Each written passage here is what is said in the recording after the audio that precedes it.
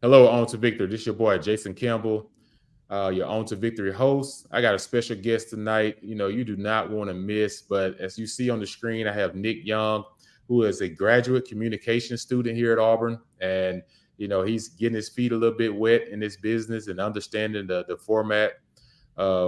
Just in communications and understanding, how to talk with athletes and just, continue to grow as a student here at Auburn. So, welcome him to the show. He'll be beside me tonight, co-hosting. But when I tell you we got two really good guys on tonight, I'm talking about two guys that is kind of blowing it out the water right now. Great stories.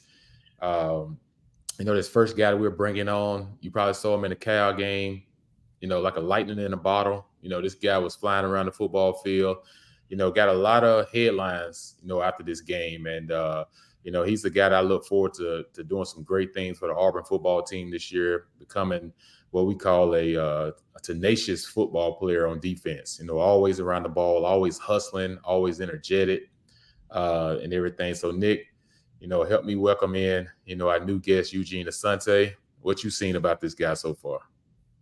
I mean, he's a fighter. He's a natural. He seems like a natural born leader, and I'm super excited to see what he does for the rest of the remainder of the season. We're definitely seeing a huge shift in the way the defensive culture has been in recent weeks, as opposed to last season. So I'm really looking forward to what's next for this guy. Yep, good deal. Well, all right, Auburn family, let's wait no further. Let's bring on our guy, Eugene Asante. Eugene, what's going on? What's up? How y'all doing? Y'all good? Yeah, we're doing great, man. Can't complain. We're just glad to have you on the show. I know you guys are busy right now. We got a big week this week with A&M coming up, but the Auburn family just want to hear from you, man. They so excited about who's Eugene, and I like who's better to tell the story about himself than the guy that wears number 9. So Eugene, welcome to the show, man. Welcome to the podcast. Let's just jump right into it. You were a walk on. I'm not a walk on. You was a transfer from North Carolina, and then last year, things weren't going your way, and now you find yourself in a situation early in this season where some injuries have kind of given you the opportunity. And when I saw you out in California, Cal Berkeley, at the bottom of the hotel, I said, we talked for a little bit, and you told me how you was ready to play that game, how excited you were. Just talk about how things have been for you here lately. Yeah, and I reflect on that conversation. It's a big thing seeing you in the hallway. Just encouraging me and letting me know that just play my game and go out there and play. So that's certainly something I remember. Took onto the field. I was ready to go. I was real energetic. I was anxious to go out there and just to prove what I know of myself. The type of Mhm. player I knew I can be. So just in that game, getting my first start. Was a big thing in California. Just being out there. Brother came to the game, so just having that family support, having people there to, encourage me and uplift me through my first start was a great thing. And like I said, I always remember the words that you told me in the hotel. So I was just grateful to get that opportunity to go out there and play, and to play the way I did. It's a blessing to be able to go out there and do the things that I did. And I thank my coaches for putting me in the situations and trusting me on some of the calls that they called, and just being able to put me in position to make those plays. So, ultimately, if without them, a lot of that wouldn't have happened. So, Coach Roberts called a great game, and it Mhm. wasn't just even me. It was just a lot of dudes on the defense, in terms of DJ James and Jalen Simpson had a big game. The back end, everybody in the back end was strapping up. So, and we had our front seven was getting after the quarterback. They brought the runner in, and he was running around, and we did a good job containing him in the pocket. So it was a great game, a great experience. But we're really excited for the game we have this weekend. We're practicing Yeah, hard. We're trying to get it done. yeah. You talk about you got 19 total tackles so far. You got 2 sacks within the first 3 games of the season. Playing the linebacker position, it's all about read and react. And, you got to be sure about what you're doing. Sometimes you got to stay at home because if the play may bounce back to you backside, sometimes you got to be careful not to overflow things. But man, when I look at you on the football field, you always find your nose around the ball. What makes you play fast at that linebacker position? I really like that question. That's a good question. It's actually I think about a lot of things that help me on the football field. But I think one thing actually in particular that helps me as a linebacker, that has helped me, is I have a background playing running back. I played running back all throughout high school. I was actually from my freshman year to my junior year, I was a running back. I didn't play defense until my senior year. Came off the edge as the second game of the season, made a big hit, and then I started to get recruited as a linebacker, and that's where coaches thought my home was going to be. But I think that instinctual, being able to be a little bit more instinctual, really helps for me playing running back. Being able to anticipate where the running back can jump cut, where he's going to press his gap, and it's just really I can see it before it kind of formulates. So that and my coaches do a really good job in preparing me each week with the tendencies and the what the teams are showing on film. So I have a really good support system. I have people that care about me and are putting me in positions, and I'm really grateful to them that they the work they put that time in with me and are so intensive, and they're very detailed in how they teach me. So it's a really good thing. Yeah, Nick, you can go ahead. Okay. So you've emerged as one of the leaders of this defense, and I was just wondering what factors you think played in terms of your preparation for taking on that leadership role. Yeah, I think that's a really good question as well. I just think taking on that leadership role, the biggest thing for me was, I've always been a guy that worked hard. I've always been a guy that, came to work every day and tried to put my best foot forward. You know, but it's just for me, it was trying to develop that skill and the aspect of being the voice in the room, being heard within my team, amongst my teammates, and that's something it's something you have to really develop. It's something you have to really work on. In terms of, so I lean on my older brothers. I lean on my brother played 6 years in the National Football League from 2010 to 2016. So I just lean on him in terms of being able to communicate certain things and hey, how do you think I should try to appeal to the team? What do you think I should say here? And how should I uplift my teammates? So there's a time to get on people. There's a time to be critical of people, but there's also a time to be uplifting, and people need that. People need that reassurance. A lot of people when they go out there, they just want they want to feel like this person got my back. So that's something it's a daily thing. No person that can ever perfect that. It's a constant progression. So that's something I want to continue to grow upon, being a leader and allowing the guys to be somebody trusting me and somebody they can lean on. Yeah, that's the main thing, man. Is like when you playing football, the whole thing is about you earn leadership positions, you by what you do. Sometimes it's not about, you had the guys that are rah-rah guys, but then you had the guys that just show it by how they are and how they, they play with their heart on their sleeve. I just did an interview with Cadillac yesterday, and we was just talking about like people know when you come on the football field, your presence is all in. And that's what makes you a tenacious football player. As you continue this growth and everything, you come into the Sanford game last week.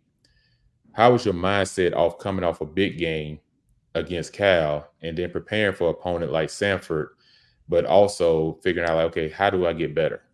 Yeah, and that's another great question. So coming off truthfully, and I'm gonna be truthful here, coming off a game like I had against Cal. The biggest thing for me is I had to flip the switch, and the biggest thing for me is it wasn't even with myself. I realized it was kind of with my family because they were just so excited. It was my first start, and I, was able to go out there and win SEC Defensive Player of the Week. So I was like, hey, like I understand I had a really good game, but I said after I believe it was like Monday or Tuesday. I said, yeah, after today, we're not talking about Cal no more. Like, don't send me no more pictures of me in the Cal game. I don't want to I don't want to see any headlines. Let's get that.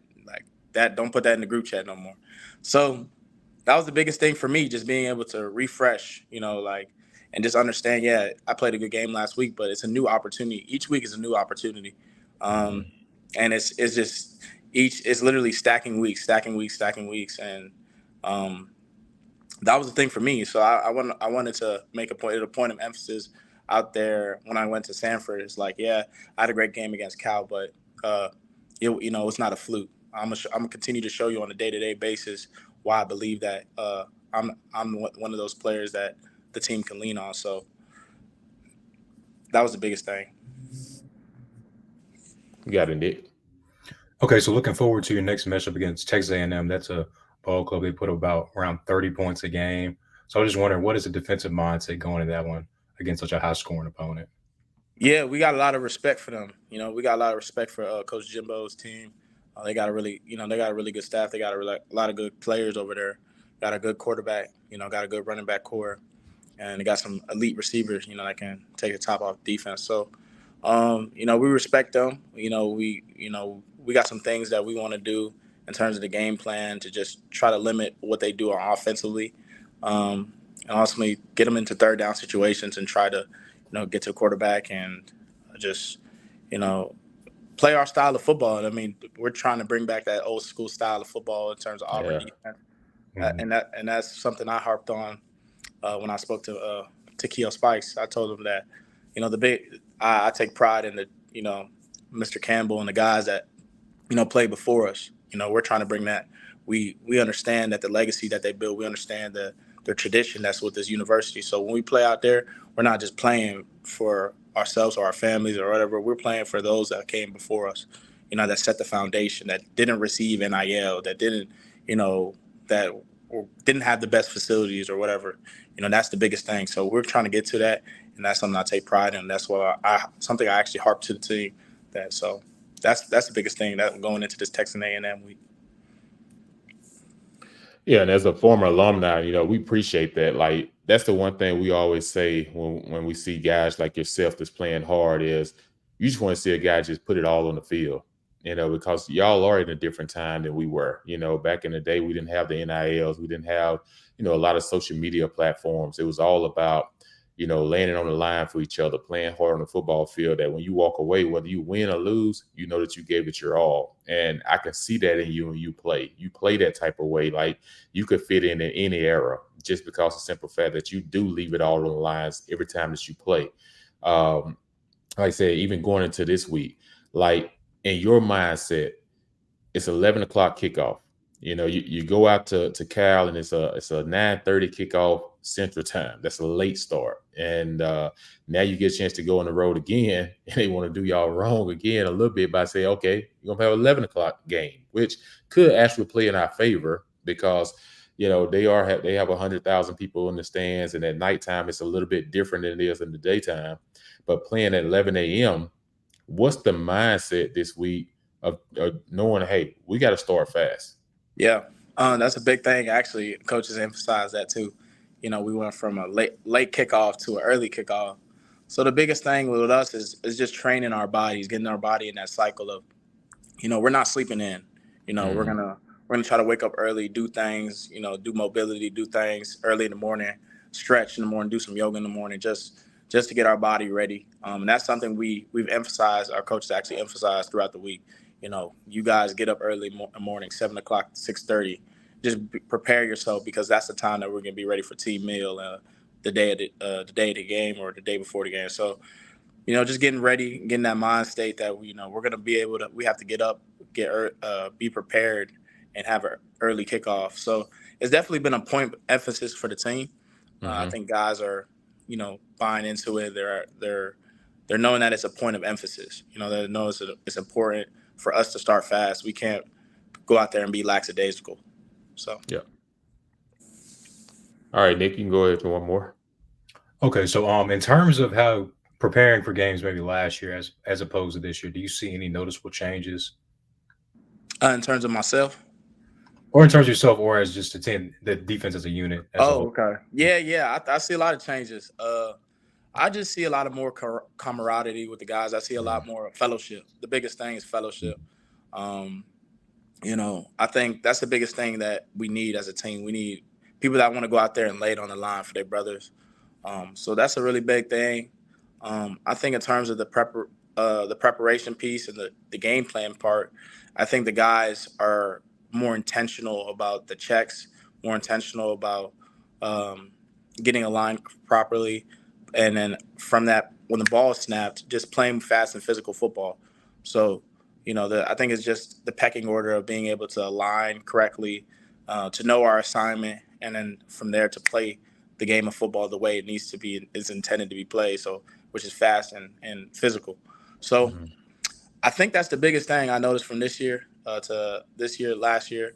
So that's what we're going to try to continue to grow upon, and that's what we want to be. That's what we preach, and that's what we have stated. That's when we're doing the workouts in the summer, that's something we stated that we're building ourselves for tough conditions. We're building ourselves for when we go on the road to A&M, when we go play LSU at night. So those are things we emphasize, and we're going to continue to grow upon it and show what we can do every week.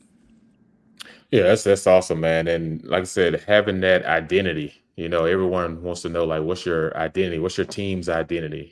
Sometimes it takes a couple games to figure that out. But like you said, you guys, y'all play fast. And I know you come against this A&M team. Bobby Petrino, who was my offensive coordinator my sophomore year at Auburn, is Texas A&M offensive coordinator. And one thing I know about Bobby is he loves to run the football. If he gets a box count that he feels like they're good at, he's going to run it. If he feels like someone's in the box, he's not afraid to throw it. Right now they're averaging over 330 yards passing and 129, rushing. So when it comes to that type of stuff, as a defensive player, like, okay, they're going to make some plays, but how do we limit plays like that? So what's your first thought process is, what do you have to feel like you have to stop first and foremost? Yeah. And the biggest thing I think we got to stop is, in this league, you got to emphasize stopping the run. Yeah. That's the foundation of a defense. Like when we talk about stopping the run, that's the backbone, the heart of your defense. If somebody can run through the heart of your defense, it's demoralizing. So that's the thing we want to emphasize. Being able to play physical football up front. Shed off blocks and be violent. So that's I think the number one thing we want to do, and that's what we want to show on Saturday. So, being physical in the run game, getting them into different third down situations where the quarterback has to sit back and drop back and deliver and put the ball in position for his receivers to catch it. So we just want to put him in situations to make tough contested catches and allow our DBs to play that style of football that we know they can play. Yeah. That's the biggest thing, I think, game plan wise for us is just, stopping the run and putting him in situations where he has to throw the ball into tight windows. Yeah, like I said, it always starts and stops with the run. Anytime you can force a team to become one-dimensional, it helps. And before we let you out of here, Eugene, there was about 10,000 fans that traveled out to Cal, Berkeley. And I know that had a huge difference in that ball game. And I expect us to travel really well out to A&M as well. But just talk about this before you get out of here, the importance of seeing all those fans and what the Auburn family, how it inspires you guys as players. Yeah. And when I seen it, I ain't gonna lie, I was like, man, I ain't never I've never seen a group travel, especially to a West Coast game like Auburn family did. And as a player, you can really appreciate that, fans being bought in, fans being, just excited to see us play. So all those that travel, to California, we really appreciate you. That's one thing I wanted to emphasize. Like, man, seeing fans in the stadium, at their stadium, all the way on the West Coast was such a big thing. So it just is. It's like a spark for the team. It's like just knowing that people are there supporting you. Yeah, you got your family, you got your loved ones there. Yeah. But just having that crowd support is just like a game changer. And people don't realize it. They think, oh, we're just, fans are here to support, but it's a game changer for the players to look up in the stands. You see all that orange, Yeah. So it's like, to be honest, we need y'all as much as we want to perform and do our thing. We need y'all out there supporting, doing it and doing it the way they did it against Cal. So big thing. Well, you heard it. You heard it first, Auburn family. Your linebacker, Eugene Asante, like I said, this guy's like a lightning out of a bottle. He's a difference maker. They're going to expect to travel out to A&M this weekend. And like I said, it's an early game. And fans, we need you to support these guys, get behind them, show up and show out like you did in Cal Berkeley. And let's hope for a W and leave our best on the football field. Eugene, thank you for coming on the OTV podcast. like I said, we look forward to hearing from you in the future, man. But best of luck this weekend and stay healthy. Yeah, for sure. Appreciate y'all, man. Thank you. Appreciate you. Yep.